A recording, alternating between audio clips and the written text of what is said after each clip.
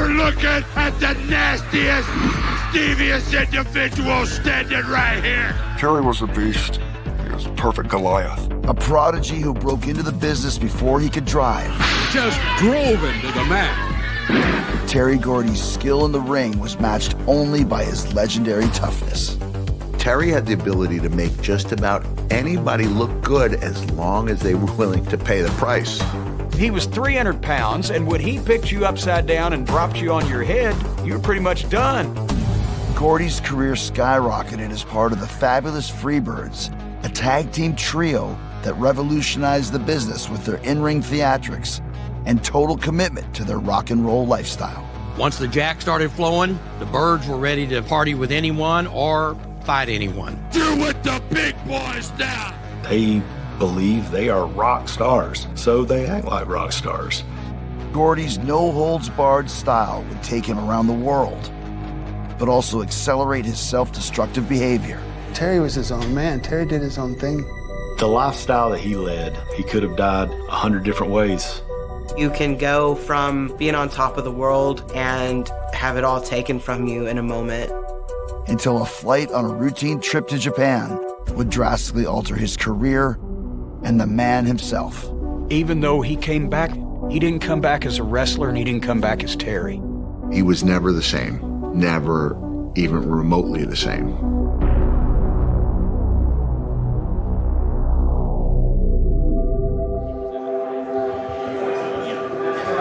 Guys, first match, 5 minutes. My name gets me noticed. Like, oh, another second gen, Terry Gordy's daughter.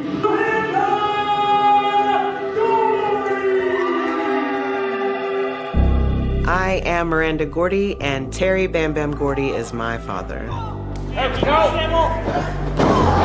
They expect me to be just as good as him, and that's just not the case. So that's caused a little bit of pressure on me that I have got to fill those boots.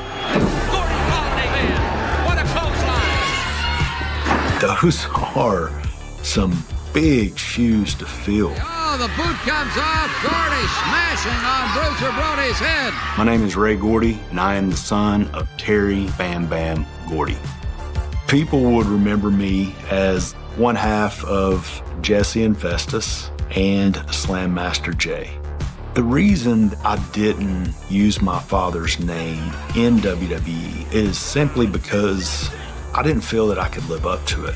Terry Gordy is fixing to bust loose. He told me one time that once you learn how this business works, you'll never want to do anything else. Here's Gordy from the ropes. And that was his mindset. He never seen himself doing anything else. Terry Gordy.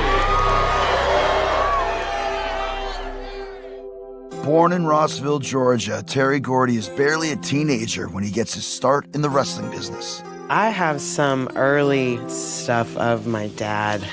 That is a report card. It looks like a couple of F's. Those days he was absent, he was on the road. This picture, Yeah. that is a very young Terry Gordy. 40 pounds, Terry Meeker.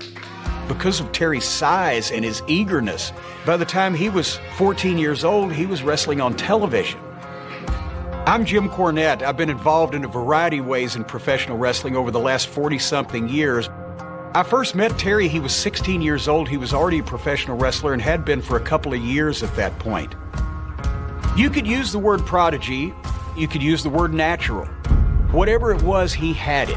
He's getting a couple of licks in. He was a prodigy, but that doesn't mean he didn't work hard and study the game.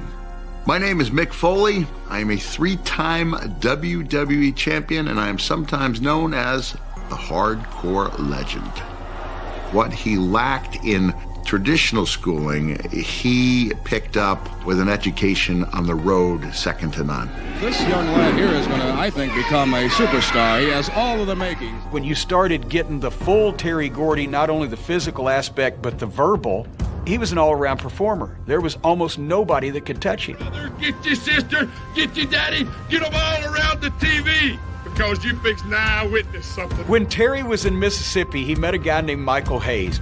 There it is, Michael Hayes. Michael was a natural talker. You hand Michael a microphone and he could go on forever. When you want to talk to a lady, you say, hey, baby, why don't you put on some Teddy Pendergrass, close the door, let me do what I want to do, because all I want to do is what you want me to.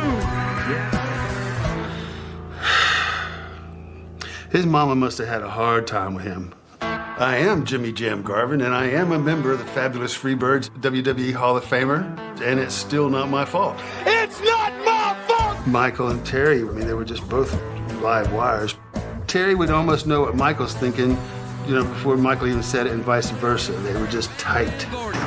You've got Michael Hayes, who would come out and he would piss people off. As always, a big conflict. He would talk himself right into the corner, but then behind his back, you've got Terry Gordy. Here comes Gordy. As a team, they were just unmatched. They just were like soulmates as far as friends go. Michael was a big fan, as every Southerner was in those days in the 70s, of the band Lynyrd Skynyrd. Michael had the idea, what about if we called ourselves the Freebirds? Monday night in Memphis at the Mid-South Coliseum, I was a photographer at ringside, and all of a sudden, over the PA system, here comes Freebird.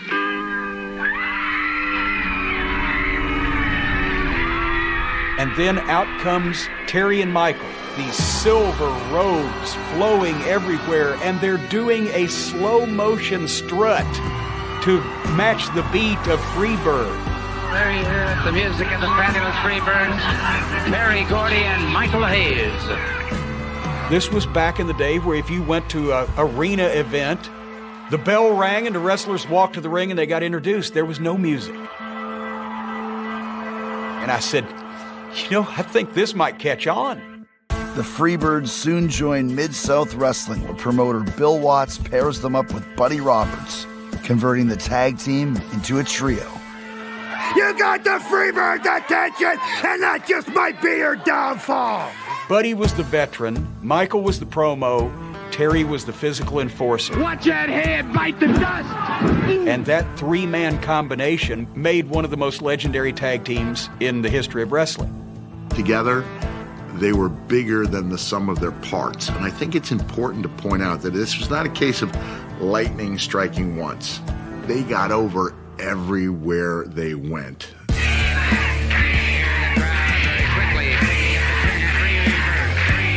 The Fabulous Freebirds are winners of the bout. The Fabulous Freebirds got through with a victory. Welcome back to the wild and wonderful Freebird. And a moonwalk. Then they had the natural 3-on-3 rivalry with the Von Erich boys in Dallas. Deep in the heart of Texas, world-class championship wrestling is dominated by the three eldest sons of promoter Fritz Von Erich: David, Kerry, and Kevin. The Von Erich. The Von Erich boys were already popular, but the Von Erich boys had never been tested.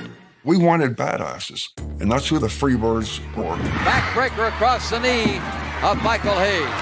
I'm Kevin Von Erich, and for years I've battled the Freebirds. They were legitimate rough guys, you know, and they didn't have any apologies for anybody. Oh, that fella hit the deck.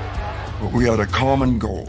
We wanted to put the best wrestling match we could in that ring, and so it was just a marriage made in heaven. Here comes Kevin. Wrestling in the mid-'80s in Dallas was the top of the game. We were selling out every venue, everywhere, every night. But the magic really hit when the Freebirds came. I'm talking about them Von Erichs. They don't stick their nose in the Freebirds business. My name's David Manning. I was the promoter, booker, and referee for World Class Championship Wrestling. The Von Erichs were like the good cowboy.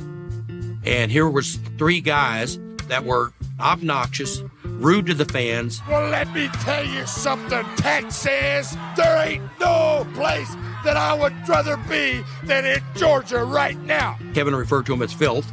Michael Hayes is bringing the flag. Terry and Michael come to the ring. They've got Dixie flying, and they're talking about Texas, and it just burned me up. And so I grabbed the mic and I said, you got everybody in the world thinking this is a war between Texas and Georgia, and this is not. This is a war between decency and filth. There was so much love for the Von Erichs, but there was total hate for Michael, Terry, and Buddy.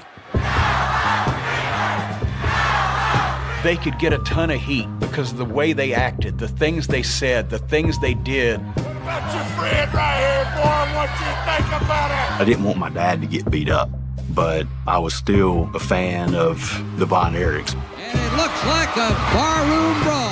Who didn't love the Von Erichs? All the adoring young ladies having David. Some of the guys who didn't like the Von Erichs because their girlfriends liked them, they're saying, well, look at these shit-kicking, Jack Daniels drinking, flag-waving, Southern assholes. So they started getting in the Freebird camp. I think the Freebirds were the original cool heels. Far more often, they were the cooler of the two teams in the ring. For the next 2.5 years in every city in Texas, it was the Freebirds against the Von Erichs. I'm gonna do it! I want Terry, Gordy, and Adonis. I want to just beat him. I want to hurt him. They'll take Terry across the ring. They main evented in Texas Stadium, for God's sake. It was the most magic 3-on-3 combination. Perfect time, perfect place, perfect setup, perfect participants. And they drew nothing but money for 2 years. What we had created in the ring was phenomenal. Anybody would want that. But then when you got out of the ring, you had all the other problems, though, that came with the birds. They were trouble looking for trouble. You know, they just raised hell. They'd drink all night, and then they'd get in the ring, and they'd sweat all them booze out. They always told me that the best cure for a hangover was wrestling. Yeah. Terry's temperament was like so even until he drank. My parents were at a bar, and a man was hitting on my mom. My dad became very enraged, and there was a bar fight. The cops went to restrain my dad to calm him down, which I think did the opposite. He beat up a cop car with his hands cuffed behind his back. It was like you had taken a hammer about this big around and hit the hood of the car and knocked dents in it where he had headbutted it. He was kind of a big old spoiled kid. You know, that's Terry. He did stuff like that. Terry Gordy was not going to back up from anybody, nor was there anybody walking that was really going to make him back up. Do you think there was a point where like it got a little bit out of control as far as like the partying, or that's just the way it was in the 80s and early 90s? Jeez. I mean, if you look back at it today, from today's perspective, it got out of control at the very beginning. You know, having people throw different things at you, like, here, take a shot, y'all are awesome, or here, you know, take this for your pain so you can sleep, or here, take this so you can stay up and drive 8 hours to the next show. I don't know exactly when the evolution happened from smoking marijuana, drinking booze, to more of a pill problem.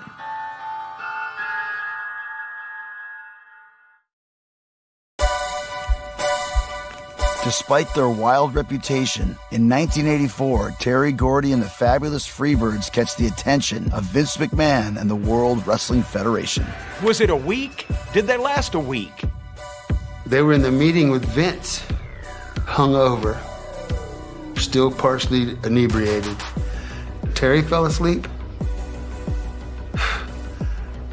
And that didn't get over with Vince too good. That was the only time that the Freebirds ever worked for the WWF. After wrestling a handful of matches, the Freebirds flame out at the WWF. But Terry has a chance to take his career in a new direction. That is my dad and Bruiser Brody. It's in Japan. My dad got the opportunity to go work in Japan. The Japanese wrestling is very different from what it is over here. When you get the Freebirds and more glitz and glamour, they see that and they're really not interested. They were more interested in Terry Gordy by himself. The monster American the Abdullah the Butchers, or the Bruiser Brodies, or the Stan Hansens, or Terry Gordy. These giant guys that were just crazy and beat up everybody in their path, they became the darlings of the Japanese wrestling fan. And that's the kind of atmosphere that Terry could flourish in. He loved the hard, physical style associated with Japan. And that's why he became one of the biggest and best stars to ever cross the ocean and work there. It takes a big toll physically with the injuries. Putting your body through that, every bump is like a mild car wreck. I knew that he was having knee problems. One of my big concerns was my dad wasn't gonna blow out his knees. He tore both of his ACLs. He was going to Japan 6 months a year, working as a main event star over there at a high level with no ACL in either knee. He had to have double knee surgery, but the doctor told him he had to take the weight off. So he contacted Richard Simmons. Yeah! Right? This huge 6'5" man just, jazzercise or whatever Richard Simmons did. Come on, Terry, you got this. Yeah. Terry was like 300, 320, and then he pared down to like maybe 265, something like that. And you see the more athletic, built up Terry Gordy. You can absolutely blame that on Richard Simmons. Now leaner and more powerful and working in a physical style that plays to his strengths, Terry's performance in the ring reaches new heights. Terry Gordy versus Misawa. Oh. June 1st, 1991. Yeah, in my opinion, that's one of the top 5 matches of all time. The Japanese crowd, traditionally, they will ooh and ah. This match, they tore the house down.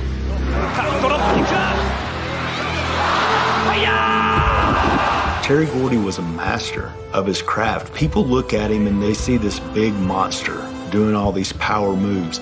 But if you really watch, you'll see the little things that he done in the ring that people just don't do. Even down to the chin lock in this match. He's actually using his fingers to try to pry fingers away.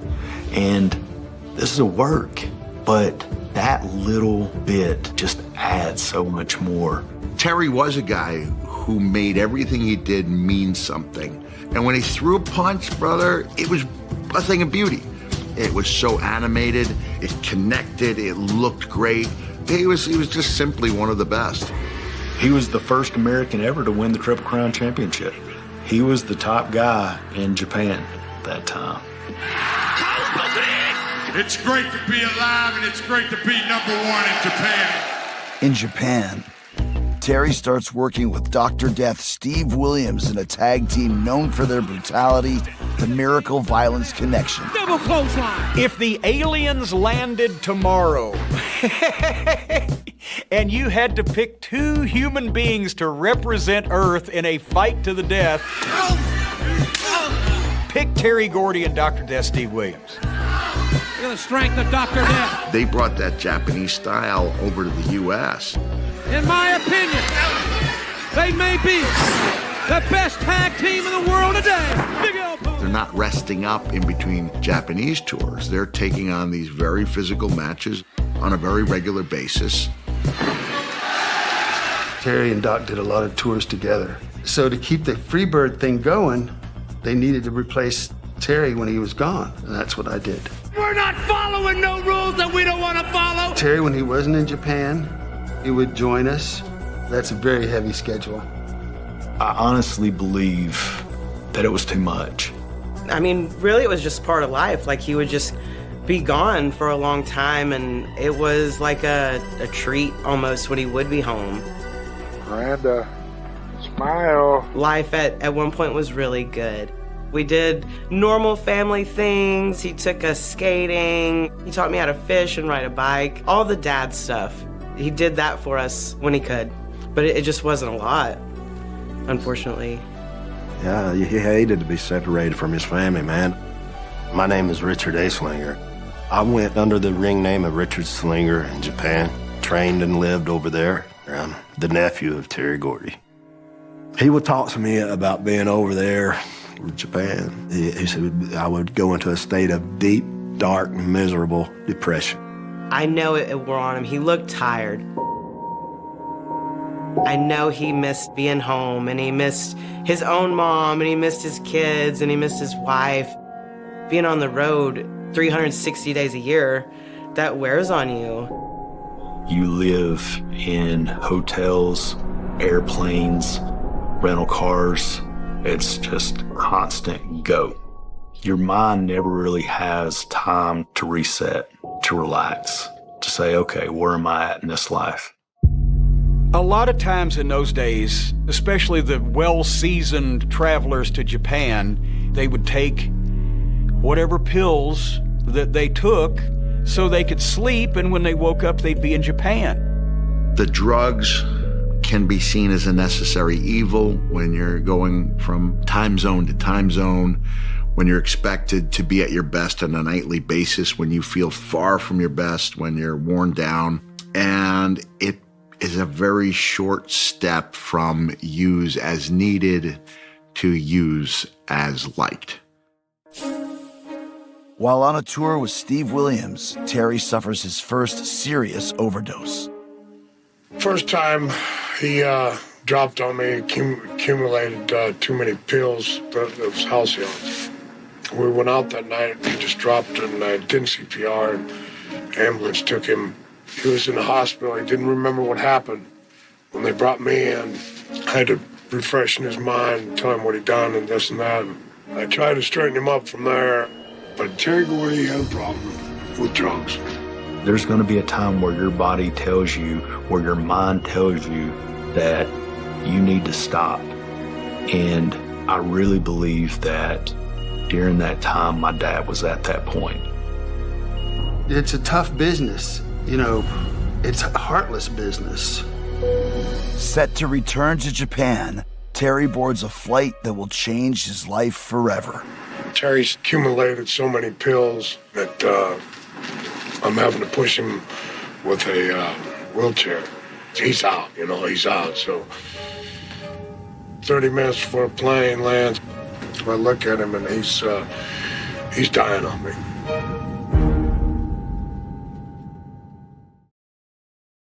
Before a flight to Japan, Terry Gordy consumes an excessive amount of muscle relaxers. Dr. Death Steve Williams notices Terry has stopped breathing. He's dying on me. I mean, he's turned blue and he's sucking barely any air, and like he was about to swallow his tongue. And I used to be able to knock him back loose if I slapped him a couple times in the face or kick him out of it, Just like if you put somebody asleep, right. If you hit him in the back, it'll knock him back out of it. Well, I did it and he wouldn't come back alive. So right then I knew he was dying. Stewardess got up, man. They was all freaking out. And I was giving him CPR to keep him alive, to keep that heart going. As soon as we landed, the ambulance was right there.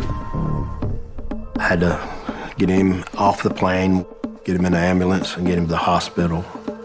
They just started emergency procedures, and what little bit of Japanese I spoke and what little bit of English they spoke, we were able to communicate about Terry's condition. Biggest fear that I might be losing my uncle, Terry, in there. He was in a coma for a couple of days. I remember being right there by him pretty much the whole time, camping out beside his bed. When he woke up, he started calling my name, Richard. I'm like, yeah, I'm here. Eventually, he was able to be maneuvered between me and the nurse into a wheelchair to go to the shower. Maybe a little bit of cold water. And he might show that he still has the feeling, and he did. His face grimaced a little bit whenever I sprayed him with cold water. And I was like, we might have some luck here of getting him back to normal. They called my stepmother, and she flew over to be with him. and she got him home. And my mother was there to greet him, and she said that was a heartbreaker to see him coming off the airplane in a wheelchair. He couldn't really carry on that much of a conversation. He was very quiet. There was an obvious difference. He had lost a lot of his motor skills. He was very slow to react. He had to relearn a lot of things. He had some permanent physical and mental damage from that. He wasn't the same person anymore. Whatever happened, oxygen to the brain, he was unconscious too long, whatever all that medical hoo-ha is, it erased something in his brain. There's this local promoter. He was kind enough to give us the key, and we was training within a couple of weeks of me coming back from that tour. Ironic, somebody training me. Here I am, I'm teaching my uncle, this is how it goes, remember? There was progress, and we were all hoping that he would just miraculously kick out at some point, and it would all come back to him, and he would be Terry Gordy again. During the last year of Smoky Mountain Wrestling, we heard that he had started wrestling little independent shows, and I said, if Terry is anywhere back and anywhere near what he needs to be, my God, if we could get him up here, that'd be great. So I made the arrangements to have him come in. I have added another member to Cornette's militia! Terry Gordy. Everybody in the locker room in Smoky Mountain had known him for years and liked him and was wanting to help.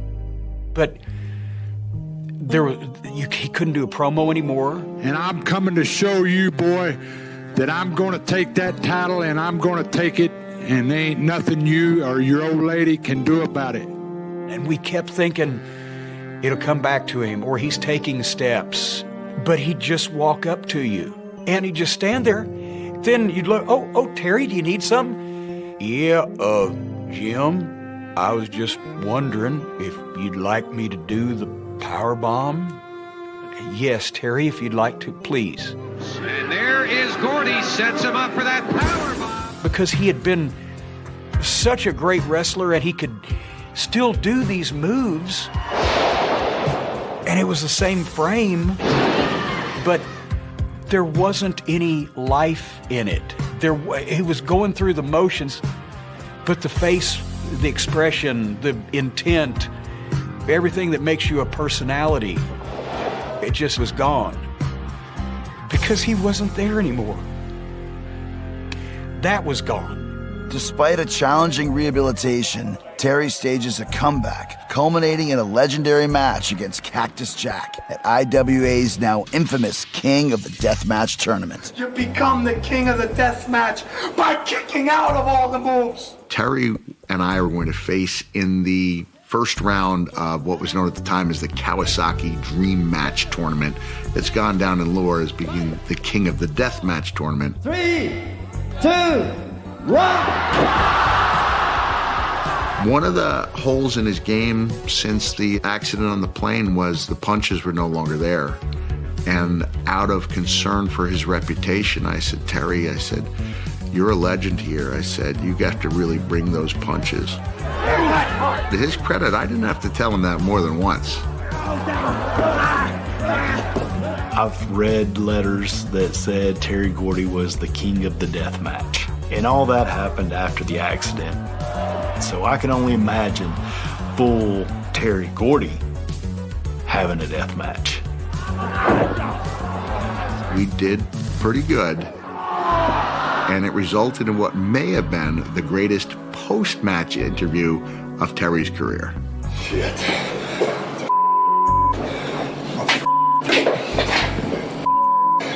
I felt like maybe we pushed the hands of time back just a little bit. But it was not meant to be.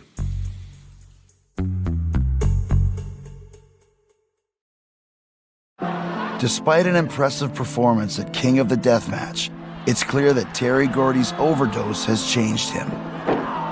I think that he continued to wrestle after the accident is because that's all he knew. That's all he ever did. He wasn't a cashier for a grocery store and then started wrestling. Like, he wrestled. There were a lot of people rooting for my dad.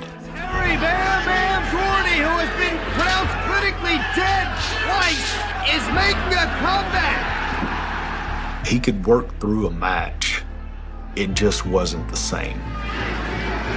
I'm sure that was the hope, that maybe if they just kept at it, that he would eventually come to it, but it was never there. You can see it even in pictures. In his eyes, he was full of life. And then you look at pictures after the coma, and he looks like a deer in headlights. Terry Gordy, probably one of the greatest tag team wrestlers of all time, and of course, a legendary heel and the member of the Fabulous Freebird group, probably the greatest heel trio in the business.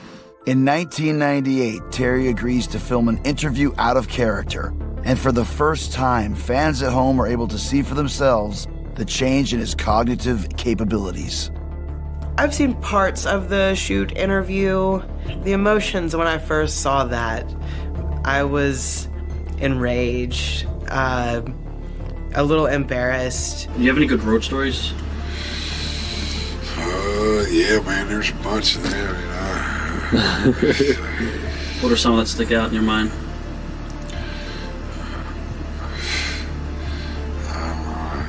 Seeing your dad like that, he couldn't remember a lot of stuff from the past.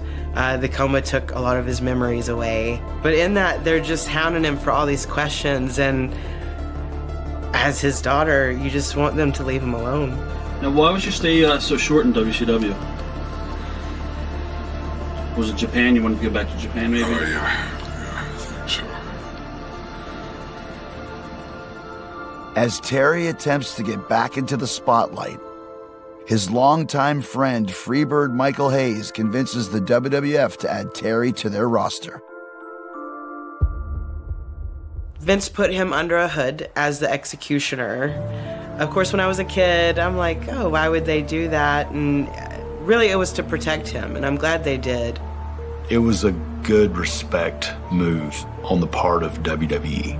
They didn't want to destroy Terry Gordy by putting him on TV as Terry Gordy and him not being Terry Gordy. Michael Hayes was able to get him in with Terry as a menacing, foreboding executioner. With me and Paul Bearer, we became kind of like a faction. As soon as mankind is buried alive, The Undertaker, his hand will be raised by the official. Then the executioner came, friend in need, a friend indeed.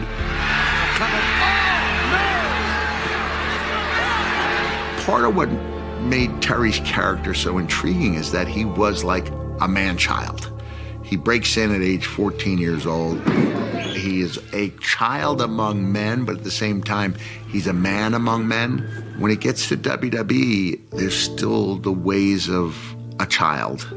And that's not the way to succeed in a main event with The Undertaker. Off the rope, scoops him up. What's he going to do with him? Slams him down. It was pretty sad, man. Pretty sad to watch.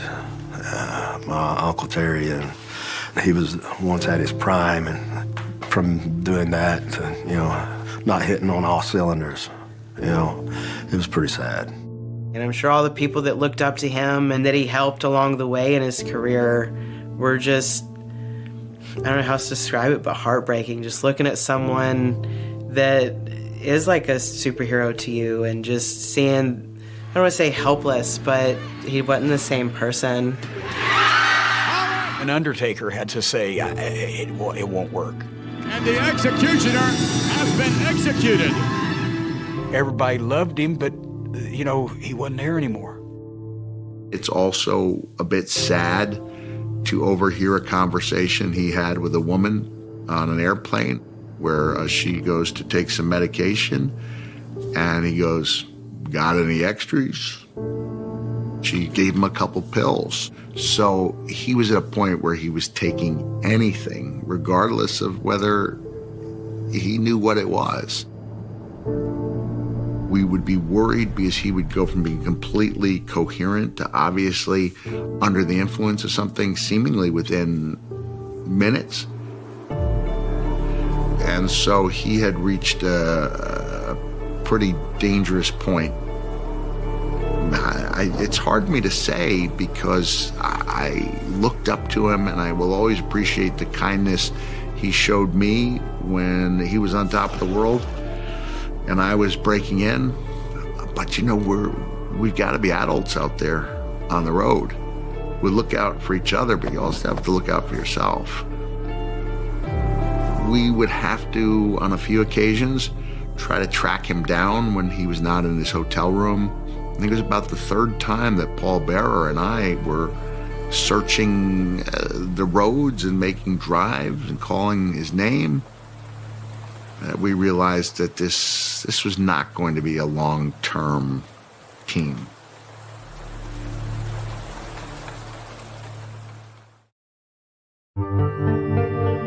When Terry's short-lived stint in the WWF comes to an end, he finds himself back on the indie circuit. It's hard to grasp as a kid what that was, to see the downfall of him being on top to doing little independent shows around Tennessee and Georgia. I was at those indie shows. As a kid, it was fun. But looking back at that, it's really sad. I think the last time I saw Terry was at an independent wrestling show. During intermission, Terry's daughter was taking Polaroids of Terry and the fans in the ring. And there were only about 2 people who made that trip into the ring. Seeing literal minutes go by with no one on that line, no one getting into the ring, just struck me as being extraordinarily sad. And I'm over in a different part of the building at a table, and I'm signing autographs, feeling guilty, saying they should be on that line. That's the line they should be. There's the real superstar. There was part of me that wanted to get out there in the ring, grab that microphone, and start yelling at people, trying to knock some sense into them. Don't you understand? This is a legend. He's here in your midst, and you can see him. You can get a photo taken with him. And times had changed. As his wrestling career winds down, Terry redirects his focus and embraces what matters to him most. During this time, he was home. I got to see my dad more than I had ever seen him in my entire life. I look back on that, and as rough of a time as that was for him and our family, it was the time of my life where I got to know my dad and become really great friends with him. We would see each other every single weekend. I'd go pick him up, I'd take him to the gym, we'd work out, I'd take him home.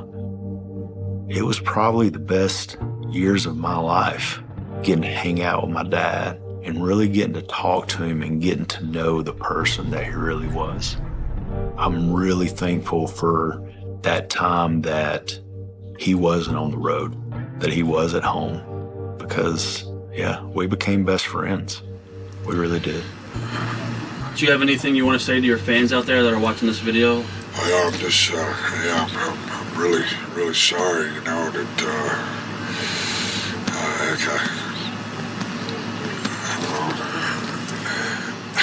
Sorry about that. Sorry about going to Japan, you know, and ODing and stuff, you know.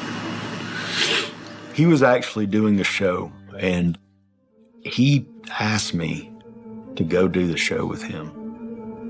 And we were actually going to tag that night. And I couldn't go. Next day, I get a call from my cousin Richard. And his exact words were, "Ray, get down on your knees and start praying. because your dad is on this mountain and he stopped breathing.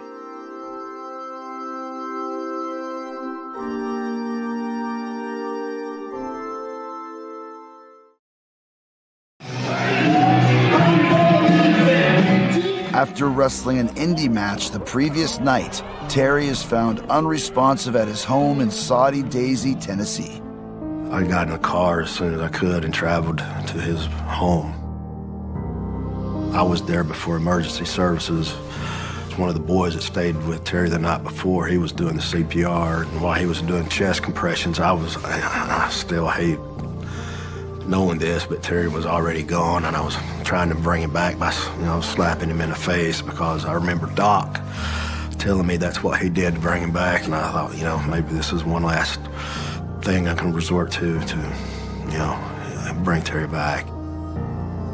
There was a police officer standing in front of the door, guarding the door and wouldn't let anybody in. I put my hands on the police officer and told him he was going to let me in that door. And that's when Richard grabbed me and told me that he was gone. My mom knew that there was an emergency, and they said to get to my granny's quickly. And I just hear my mom scream, "No."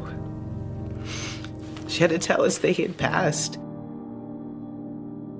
On July 16th, 2001, Terry Gordy dies of congestive heart failure caused by a blood clot. He is only 40 years old. Of all the stuff that my dad did and the lifestyle that he led and all the partying that he did, it's amazing that it wasn't an OD. It wasn't anything like that. Maybe his legacy is you can't push yourself too hard. You can't take shit you're not supposed to take. You can't do shit you're not supposed to do over and over on a regular basis. Whoa, that's cold. If you sat Terry down, if he was here right now, and said, "Hey, Terry, do you think maybe if we tell this story, it'll make some of the other guys stay away from it?" He probably would say, "Yeah, go ahead and tell it." He wouldn't be worried about whether he looked good or not, but if he could help somebody else. It's just such a tragedy. I mean, the wrestling lost not only one of the best workers ever, but he was a good guy.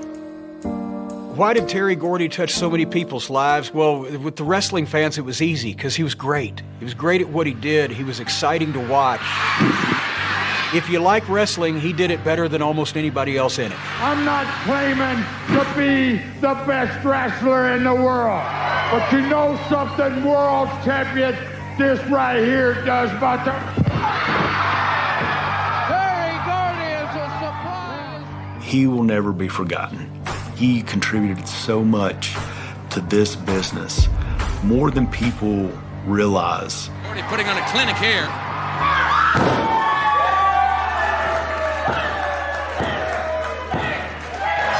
What I've gotten most out of wrestling is how much people just really love my dad. So if I walk away with just that, it's been a very healing experience. But his influence can be seen almost every week on television. Whether it's the hyper-realistic but theatrically enjoyable punches he threw, or somebody winding up a clothesline before throwing it hard. Anytime you see any variation of a powerbomb, that's Terry Gordy. Don't it feel good sitting up here? I mean, up at top, looking down at everything. Don't it feel good?